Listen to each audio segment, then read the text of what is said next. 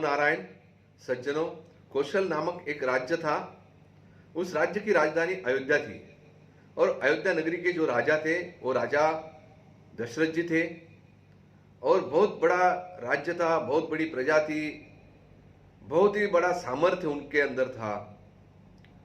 प्रजा राजा दशरथ जी को देवता समान मानती थी, लेकिन अंदर ही अंदर अपने मन के दुख को वो सहन करते थे, क्योंकि उनको संतान प्राप्ति नहीं थी। उनको कोई भी संतान नहीं थी। 3 रानियां और बहुत बड़ी प्रजा, और प्रजा का सब कारोबार उनके हाथ में था, लेकिन फिर भी वो दुखी थे क्योंकि उनको संतान नहीं थी। फिर उनको ऐसा लगा कि मैं कुछ दान पुण्य करूं, कुछ हवन करूं, या फिर बहुत बड़े सामर्थ्य के साथ मैं कुछ हवन करूं। तो उन्होंने एक तरकीब निकाली, एक सुझाव दिया कि हमें इसके लिए बड़े हवन की और बड़े यज्ञ की जरूरत है। फिर राजा दशरथ जी ने बहुत सारे ब्राह्मण और बहुत सारे साधु संतों को निमंत्रित किया और यज्ञ का आयोजन किया। यज्ञ का आयोजन करने के बाद राजा दशरथ जी जो थे, उनकी 3 पत्नियां थी।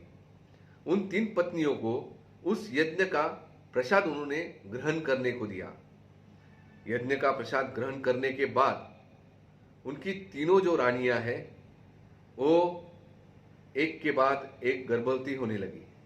पहली जो रानी थी, वो जब गर्भवती रही तो माता कौशल्या ने श्री रामचंद्र प्रभु को जन्म दिया। और उसी टाइम अयोध्या नगरी में बहुत ही बड़े पैमाने पे वहां पे खुशी का माहौल हो गया। राजा दशरथ जी ने यज्ञ के समाप्ति के बाद सभी लोगों को जो यज्ञ में शामिल हुए थे उनको दान पुण्य किया था, लेकिन जब पुत्र प्राप्ति हुई तो पूरी प्रजा को उन्होंने वहां पे दान पुण्य किया। इसी तरह से रामचंद्र प्रभु का जन्म हुआ और अयोध्या नगरी में बहुत ही खुशी का माहौल निर्माण हो गया। दोस्तों, आपको अगर ये वीडियो अच्छा लगा है तो कृपया लाइक कीजिए, शेयर कीजिए और सब्सक्राइब कीजिए। ओम नमो